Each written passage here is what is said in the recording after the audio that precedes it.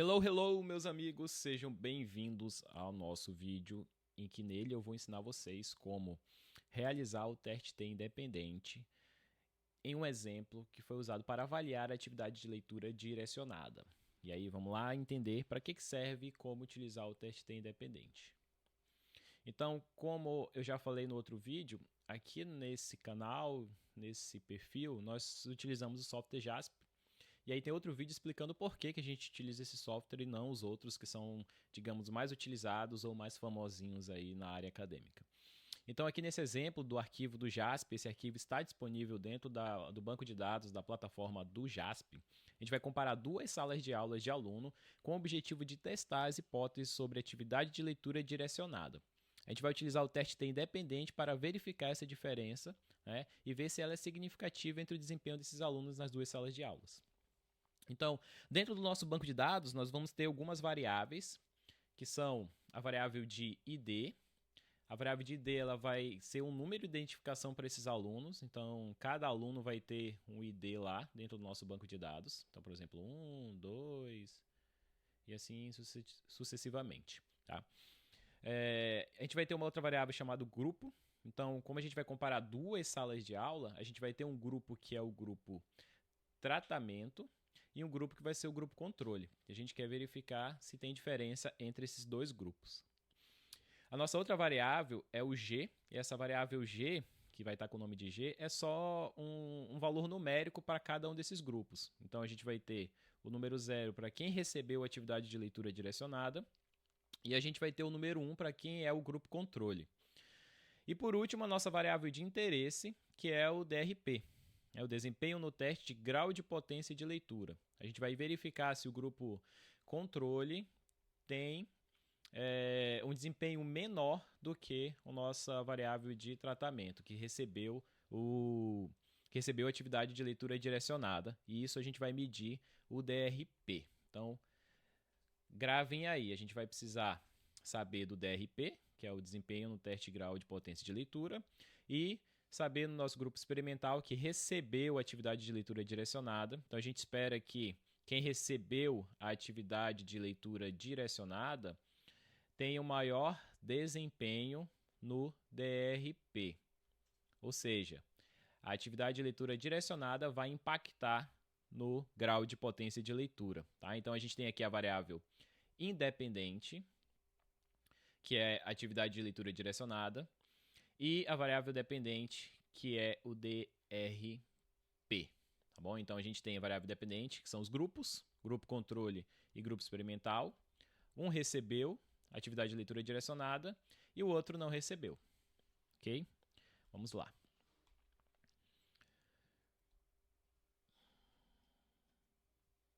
Opa. Então, as nossas hipóteses de estudo são a hipótese nula. Desculpa, né? Aqui a gente vai ser a hipótese estatística. Então a gente vai ter H0, que é a nossa hipótese nula. Nossa hipótese nula quer dizer que as atividades de leitura direcionada não melhoram o desempenho dos alunos no teste de potência de leitura. Ok? Já a nossa hipótese alternativa, e aqui tem um fator importante, que a nossa hipótese alternativa diz o seguinte: ela é direcionada. Ou seja, quer dizer que as atividades de leitura direcionada melhoram o desempenho dos alunos no teste de potência de leitura. Tá, Hércules, o que isso significa? Significa o seguinte: se a gente direciona a nossa hipótese alternativa, a gente vai ter um teste chamado teste unicaudal. Por quê? Porque a gente está dizendo que quem recebeu, ou seja, o nosso grupo intervenção, tem um desempenho maior do que o nosso grupo controle. E não que a gente quer descobrir se existe essa diferença e onde que está essa diferença. Aqui não, aqui a gente já assume hipoteticamente que o nosso grupo intervenção, que recebeu a intervenção, que é o que a gente espera, tem um desempenho maior. Então, geralmente, o que acontece? A gente diz que a nossa hipótese nula ela tem um desempenho igual entre os grupos. Então, o grupo intervenção tem um desempenho igual ao grupo controle, tá? Apesar de nunca ser igual, ser impossível ser igual. E a nossa hipótese alternativa, geralmente, que é H1, a gente diz que Aí, o desempenho no teste de leitura, de potência de leitura, é diferente entre o grupo intervenção e o grupo controle. Só que a gente pode assumir um lado nessa história. A gente pode trocar a nossa hipótese alternativa por uma hipótese unicaudal, que quer dizer o quê? Quer dizer que o nosso grupo intervenção, a gente acredita que existe um desempenho superior ao grupo controle. Então a gente vai testar essa hipótese aqui, de que o nosso grupo intervenção é melhor ou tem um desempenho maior do que o nosso grupo controle, beleza? Então, o objetivo da nossa pesquisa aqui seria verificar se as atividades de leitura direcionada têm impacto no desempenho dos alunos no teste de DRP. E aí o nosso problema de pesquisa é, será que as atividades de leitura direcionada melhoram o desempenho dos alunos no teste de potência de leitura? E a nossa hipótese é que sim, que elas melhoram. E a nossa hipótese estatística alternativa, ela acaba englobando a nossa hipótese do estudo, que é que as nossas atividades de leitura direcionada elas vão aumentar o nosso desempenho de potência de leitura, certo? Então, aqui, já visto isso, a gente vai verificar agora o teste que a gente vai utilizar para verificar essas diferenças. Então, a gente vai utilizar o teste T independente. Por que independente? Porque é o seguinte, imaginem que a gente está fazendo um experimento em que eu pego esse grupo intervenção que está recebendo a intervenção de prática de leitura e eu acompanho eles fazendo essa intervenção ao longo de um tempo. Então eu vou ter o momento 1 e eu vou ter depois de, sei lá, 2 semanas o momento 2. E aí eu vou pegar o grupo intervenção aqui de novo e verificar o desempenho. Então eu vou medir aqui, eu vou ter uma medida de desempenho de DRP aqui no momento 1. E eu vou ter uma outra medida de DRP no momento 2. E aí eu quero ver se existiu diferença entre o momento 1 e o momento 2. Ou seja, se a minha intervenção melhorou o desempenho de potência de leitura.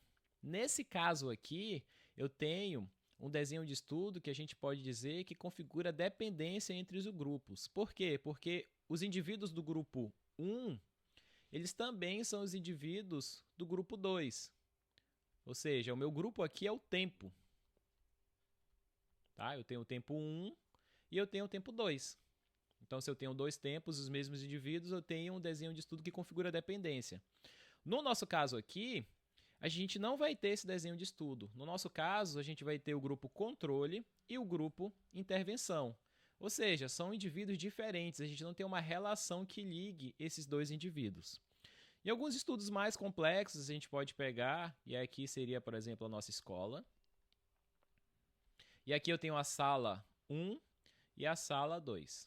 Então eu peguei os indivíduos do grupo controle da sala 1 e os indivíduos do grupo intervenção da sala 2.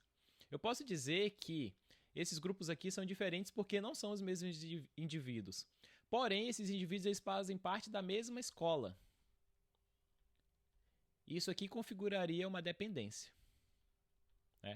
Só que aqui são um desenho de estudo mais complexos e aí eu não quero que você se atente tanto a isso agora porque vai acabar confundindo a sua cabeça. Só para a gente já dar um pitaquinho aqui, um pouco sobre alguns desenhos de estudos que podem configurar independência e que às vezes a gente trata como independente, tá? Mas nesse caso aqui a gente vai tratar eles como independente, porque a gente vai acreditar que, apesar de fazer parte da mesma escola, eles não têm relação entre si, beleza? E o que é o que geralmente a gente faz quando o desenho de estudo não tem uma complexidade muito grande. Nesse caso aqui é o que a gente quer utilizar. Técnica, o teste independente nesse caso é uma técnica utilizada para comparar as médias de dois grupos independentes. E aí agora você já entende o porquê que é independente. Para realizar o teste T é necessário atender alguns pressupostos. E aí esses pressupostos são muito importantes porque sem atender a esses pressupostos, que a gente vai ver no próximo slide, a gente não pode confiar no resultado desse teste T independente. Tá? Então basicamente como que acontece o teste T? A gente calcula uma estatística T. Essa estatística T vai ser comparado com o valor crítico para determinar se a diferença entre essas duas médias ela é significativa ou ela foi encontrada ao acaso, tá bom? Por enquanto, com isso aqui, a não ser que você queira se aprofundar mais, você não vai precisar se importar muito com isso, porque O programa vai calcular isso pra gente e a gente vai interpretar esse resultado, tá bom? Se você quiser se aprofundar mais nisso, aí tem vários tutoriais na internet, tem vários livros que explicam como é feito o cálculo. Porém, aqui o nosso objetivo é ser mais prático e mais simples, a ponto de a gente precisar entender só o que é realmente necessário para o nosso trabalho. E aí, por fim, a gente vai entender um pouco como interpretar esses resultados do teste T, tá bom? Deixa eu voltar aqui. Então, o que são os pressupostos do teste T? Independente, né? Primeiro, as amostras têm que ser independentes. Ou seja, como eu mostrei lá para você, o grupo intervenção e o grupo controle, eles não têm nada que configure uma relação entre eles. Ou seja, eles são independentes. Os indivíduos são diferentes entre os grupos. Tá bom? Ah, Éricles, mas a escola é a mesma, configura uma dependência. Sim, configura, mas nesse tipo de desenho aqui nós vamos tratar eles como diferentes. Se você quiser avançar mais e aí fazer um desenho mais complexo, aí a gente chegaria muito mais lá na frente e aí a gente trataria isso, conseguiria englobar essa dependência dentro do estudo. Mas por enquanto aqui a gente quer comparar esses dois grupos, não se preocupe com isso, senão você vai ficar preocupado com coisa desnecessária nesse momento. Outra coisa importante é que esses dados têm que ter uma distribuição normal, ou seja, a variável dependente estudada aqui, ela tem que ter uma distribuição normal dentro de cada grupo. E aí, o que é essa distribuição normal? Ou seja, os nossos dados em cada grupo, então a gente tem o grupo A e o grupo B. Cada grupo desse tem que ter uma distribuição parecida com aquela distribuição em formato de sino, né? Que aí é uma distribuição que a gente entende que é uma distribuição normal. E aí a gente vai entender como diagnosticar isso também dentro do nosso programa. A gente vai fazer um teste de inferência para saber se a distribuição é normal ou não. Eu vou mostrar para você lá na prática. E a gente vai também poder ver isso visualmente. Outro ponto bem importante e que realmente é muito importante é a homogeneidade das variâncias. Como a gente vai usar a comparação de médias, essa variância sendo homogênea, a gente vai confiar nesse modelo que é a média para comparar esses dois grupos. Então agora, vamos lá para o nosso programa estatístico. Nós vamos usar o software JASP, como eu já falei. Então eu já baixei o banco de dados, mas se você ainda não baixou, o link para o banco de dados está aqui na descrição. O banco de dados ele está disponível no site do JASP e também está disponível dentro do programa. Então você pode encontrar o banco de dados vindo aqui em base em biblioteca de dados, vindo em t-teste, e aqui dentro vai ter todos os bancos de dados relacionados ao teste T. Porque o JASP é um programa muito legal para a gente aprender a realizar as análises, então ele já vem com uma área toda voltada para a gente aprender análise de dados com alguns bancos de dados exemplo. Então o banco que a gente vai usar hoje é aqui, ó, atividade de leitura direcionada, tá bom? Se você baixou o banco de dados ou se você quer fazer com o seu banco de dados os mesmos procedimentos que a gente está fazendo, você pode vir aqui em computador e depois apertar em procurar. E isso vai fazer com que abra o gerenciador de arquivos do seu computador e aí você pode ir na pasta em que seu banco de dados está. Lembrando que o JASP ele aceita banco de dados no formato .csv, ele não aceita no formato .xlsx, ele aceita também no formato de banco de dados do JASP e ele aceita também no formato do SPSS. Então aqui a gente vai abrir o nosso banco de dados que eu já baixei lá no site do JASP, que você pode baixar aqui na descrição, ou você pode baixar diretamente ali no Data Library do JASP. Então, clicando aqui em cima do banco de dados, eu vou apertar em abrir. Veja que ele abriu o nosso banco de dados e aqui a gente vai ter as variáveis lá, que eu já expliquei para você o que significa cada uma. Então, a variável de ID, eu posso dar 2 cliques em cima e eu posso editar essas características aqui. A variável de grupo, a variável G, que sinaliza se 0 relacionado ao grupo de tratamento e 1 relacionado ao grupo controle. Basicamente aqui a gente não vai usar. E a variável de DRP, que é a nossa variável dependente, que é o que nos interessa aqui. Como a gente quer fazer um teste T independente, nós vamos vir aqui na aba do teste T independente. Veja que legal, o JASP é interessante porque ele já organiza tudo bem aqui visualmente para a gente. Não precisa ficar procurando dentro de abas e abas.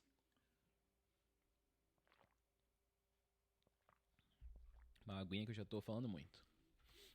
Então a gente vai vir aqui na aba clássica e a gente vai ter aqui o teste T de amostras independentes. Clicando nessa aba, a gente vai abrir aqui as opções que a gente vai escolher para realizar o nosso teste. Então vamos fazer aqui passo a passo e vamos escolhendo as coisas de acordo com o que a gente precisa verificar. Primeiramente, a gente precisa ver os pressupostos do teste. Aqui é legal que a gente não precisa primeiro testar a normalidade, a gente já pode ir fazendo tudo ao mesmo tempo. Então, primeiramente, eu vou selecionar a opção DRP e vou jogar para a variável dependente, que é a nossa variável de poder e desempenho de leitura ali. E aí eu vou pegar a variável grupo, que é a nossa variável independente, e botar na variável de agrupamento. Tá? O seu JASP pode estar em inglês, e aí você pode trocar isso indo lá nas configurações do programa, que fica aqui na aba esquerda. Tá? Só vir aqui e vir em preferências. Aí você consegue trocar isso. Então, adicionado aqui, veja que do lado direito, por mágica, né? A gente já vai ter aqui o nosso resultado do teste. Então, veja que aqui a gente já poderia verificar que a gente tem um resultado significativo. Ou seja, esse valor aqui, ele tem o nosso valor de P, ele tem um P menor que 0,05. Então, a gente queria dizer que existe uma diferença e que o grupo controle ou o grupo intervenção tem um desempenho maior no desempenho ali de leitura, de poder de leitura. Mas a gente não sabe ainda onde que está essa diferença. E aí, para a gente ver onde que está essa diferença, nós vamos adicionar outras opções. Então, lembra que eu falei para vocês que a gente precisa saber se esses dados eles apresentam normalidade e se eles têm homogeneidade nas suas variâncias. Então, aqui nessa primeira caixa, chamada testes, a gente tem o teste T de student, e a gente tem o teste T de Welch e o teste T de Mann-Whitney. Né? Então, o teste T de Welch é um teste que vai corrigir caso a gente não tenha homogeneidade de variâncias. Ah, Ericles, eu testei, eu vi que não tem homogeneidade de variâncias, o que eu faço agora? Eu seleciono o teste T de Welch. E aí ele vai ter a correção aqui já para mim. Ah, Ericles, eu verifiquei que eu não tenho nem homogeneidade e nem normalidade. Eu seleciono o teste de Mann-Whitney, que é o teste equivalente não paramétrico. Então, veja que aqui eu já tenho 3 testes que vão corrigir qualquer problema que eu tiver na estimativa e na realização dos meus testes, tá bom? Então, aqui eu vou desmarcar essas duas opções por enquanto.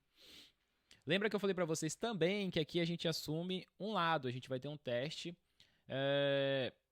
unicaudal. Então, quando a gente tem um teste unicaudal, a gente vai assumir que um grupo tem a diferença maior do que a outra. Tá? Então, a gente já assume que, por exemplo, o nosso grupo intervenção, a gente quer testar se o grupo intervenção tem um desempenho maior do que o nosso grupo controle. Mas, por enquanto, a gente não sabe quem é o grupo 1 e nem quem é o grupo 2. Vamos já ver quem é. Lembra que eu falei para vocês também dos pressupostos? Aqui no final, a gente vai ter como testar os pressupostos dos nossos grupos. Então, a gente pode testar a normalidade e a gente pode testar a igualdade das variâncias no teste de Levene. Então, aqui é bom a gente se atentar porque, enquanto a gente realiza um teste de comparação, a gente quer que o valor de P seja... Desculpa. A gente quer que o valor de P seja menor do que 0,05. Quando a gente está realizando o teste de homogeneidade e de normalidade, a gente quer que o nosso valor de P seja maior do que 0,05. Por que isso? Porque a gente está comparando a nossa distribuição e a nossa homogeneidade com uma distribuição normal e com os dados homogêneos. Então, a gente não quer que ela seja diferente. Quando a gente não quer que ela seja diferente, a gente precisa que o P seja maior do que 0,05. Tá? Feito isso, a gente vai verificar aqui os valores de P. Então, para a normalidade, aqui com o teste de Shapiro-Wilk, a gente vai ter um valor de P de normalidade de 0,732 para o grupo controle e um P de 0,652 para o grupo de tratamento. Então, aqui a gente consegue afirmar que os dados apresentam uma distribuição normal. Bom, então aqui, ok. Aqui a gente pode dizer que nossos dados são uma distribuição normal. Então, nesse caso, por enquanto, a gente pode realizar um teste T de student para verificar diferenças. Só que a gente precisa ver a homogeneidade. Então, quando a gente olha aqui para o teste de homogeneidade das variâncias de Levene, que a gente marcou aqui embaixo, a gente consegue verificar também que a gente tem um P maior do que 0,05. Ou seja, o nosso P é de 0,132. Então, ok também para homogeneidade. Beleza? Ah, Ericles, não tenho normalidade e tenho homogeneidade. Roda o Mann-Whitney. Tenho normalidade, mas não tenho homogeneidade. roda aqui o teste de Welch. Bom, nesse caso aqui nós estamos safe. Passamos nos 2 testes. Beleza? Testado aqui a normalidade. A gente vai verificar aqui os estatísticas, diagramas descritivos. Vamos marcar aqui para ver essas diferenças de forma visual. Tá? Então, marcando aqui os diagramas descritivos, ele vai colocar, olha que beleza, o nosso plot. E a gente consegue ver que o nosso grupo controle tem um desempenho menor do que o nosso grupo de tratamento.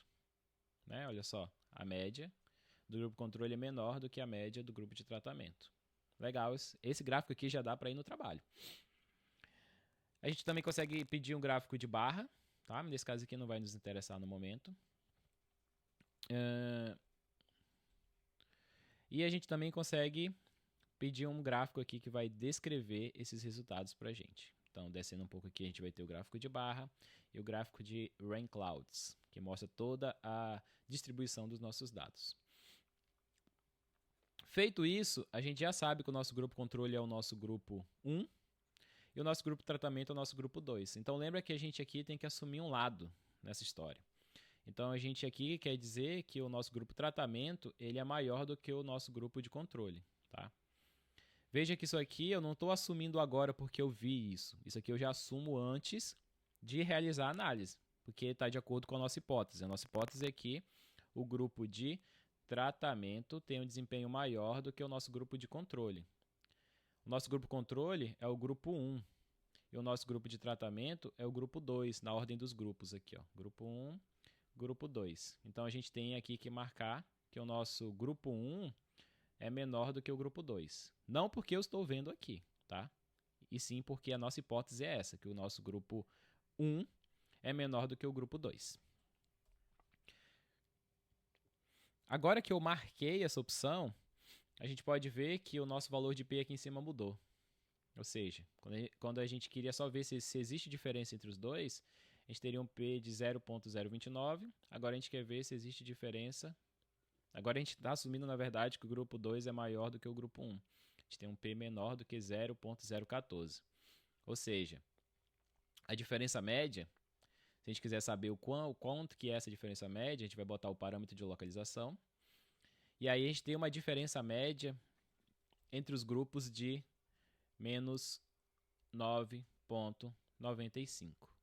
Ou seja, o grupo controle tem uma média menor do que o grupo intervenção em 9 pontos de desempenho lá de poder de leitura. Tá, Hércules, e quanto que é a média do grupo controle e a média do grupo experimental?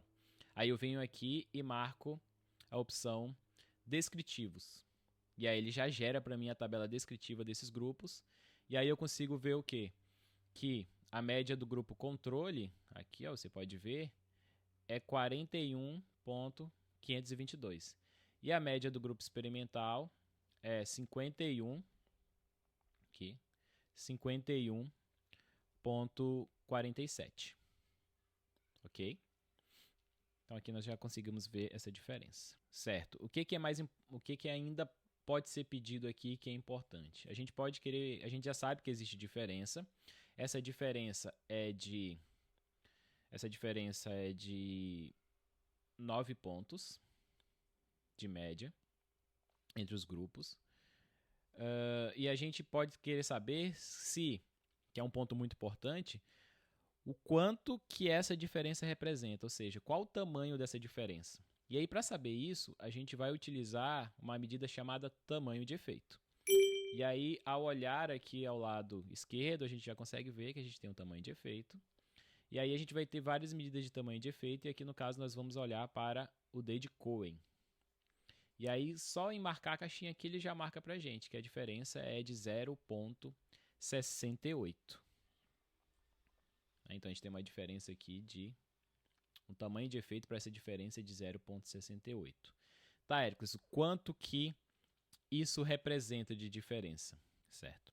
Então, beleza. Pedindo o D de Cohen, como que eu sei o quanto que esse valor aqui ele representa, né? Ah, beleza. Você já me falou que existe uma diferença entre os grupos que é de menos 9 E como que eu sei que se isso é grande, pequeno, moderado? E aí, como que a gente faz para interpretar isso, né? Para a gente saber o tamanho dessa diferença, a gente vai usar uma estimativa chamada Dade-Cohen, que é o tamanho de efeito ali que a gente já marcou. E aqui a gente encontrou um Dade-Cohen de menos 0,68. De acordo com o artigo lá do Dade-Cohen, que traz os pontos de referência para isso, aqui a gente consegue verificar que essa diferença é considerada grande. Tá?